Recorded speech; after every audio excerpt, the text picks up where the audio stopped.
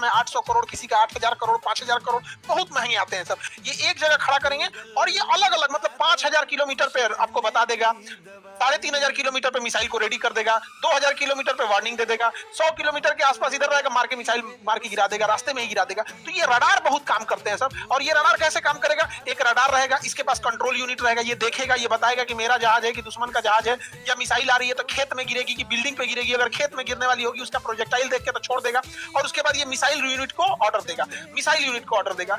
Iran ने ना अखिए फोड़ दिया, इन लोग का रडारे मार के फोड़ दिया। देखिए ये सारा रडार कोई सस्ता नहीं, कोई 1000 करोड़, कोई 2000 करोड़, कोई 700 करोड़, कोई 1200 करोड़, कोई 10,000 करोड़, मारा धुआं धुआं कर दिया, आंखें फोड़ दिया। ये तो वही हाल हो गया कि कीड़ा मारने के लिए दवाई लाए हैं और दवाई में कीड़ा पड़ गया। गजब हाल हो गया। रडार का काम था दुश्मन को देखना कि कोनो मिसाइल जहाज नहीं आ रहा है, एकरे मार के फोड़ दिया। एगो कान के डॉक्टर के पास थे ना, तो कान का डॉक्टर एक मरीज से पूछा कि क्या नाम है, तो मरीज 4 बार बोला कि अपना नाम, तो कान के डॉक्टरों को सुनाई नहीं दे रहा था। ऐसा तो ऐसा हाल है, रडारे मार के फोड़ दिया है वहां पे। ईरान की जो बैलिस्टिक मिसाइल्स हैं, अलग अलग लेवल की बैलिस्टिक मिसाइल है, उसकी फतह बैलिस्टिक मिसाइल है, और इसका जो शाही ड्रोन है ये बहुत खतरनाक है। और ये बैलिस्टिक मिसाइल अब नए पार्ट को फॉलो कर रहे हैं। ये मिसाइल जब गिरने वाले हो रहे हैं टारगेट पे, तो उसे हम टर्मिनल फेज कहते हैं।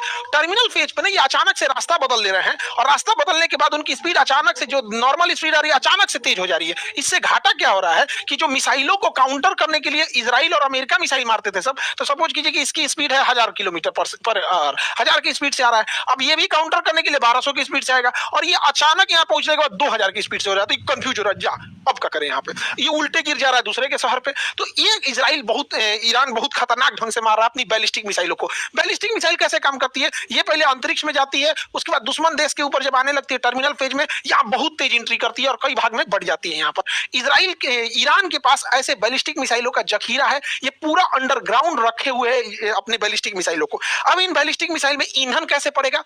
तो जो ईंधन है वो सॉलिड ईंधन है, तो जिसमें बारूद रहता है, सॉलिड इंजन, इसको भरने के लिए कोई झमेला नहीं, रखा हुआ है, रेडी टू मूव है। सबसे तेजी से हमला करता है सॉलिड इंजन, जो ईंधन भरा होता है उसको रेडी करने के लिए झमेला नहीं, जैसे दिवाली का रॉकेट वैसे उड़ा देना होता है। और इसको ये क्या किया, अंडरग्राउंड जमीन के नीचे रखा है। अचानक ऊपर से जमीन खुलती है, मार के वो बंद हो जाता है, पता ही नहीं चलता है कहां है। तो दिन के समय वो सॉलिड फ्यूल वाले रॉकेट से मारता है, क्यों? और इस सॉलिड फ्यूल वाले से मारता है। रात के समय वो लिक्विड फ्यूल का यूज करता है। लिक्विड फ्यूल में क्या है ना कि पहले उसमें फ्यूल भरना होता है, फिर उसमें ऑक्सीडाइजर भरना होता है, तो इसमें 2-3 घंटे का टाइम लग जाता है, और उसके बाद उसको मारता है। अब इसमें एक समस्या क्या है कि जब हम इसे किसी मोबाइल लॉन्चर से या किसी ट्रक से ले जाके और जगह पे मारेंगे ना, तो इजराइल के पास और अमेरिका के पास एयर सुपीरियरिटी है, वो उसके ड्रोन वगैरह पूरी ईरान के ऊपर घूम रहे हैं, तो ये मार के गिरा देते हैं। इसीलिए बचने के लिए अगर उसने लिक्विड का यूज कर रहा है तो रात में मार रहा है, और दिन में वो सॉलिड फ्यूल से मार रहा है, भयानक लेवल का ले जा रहा है। और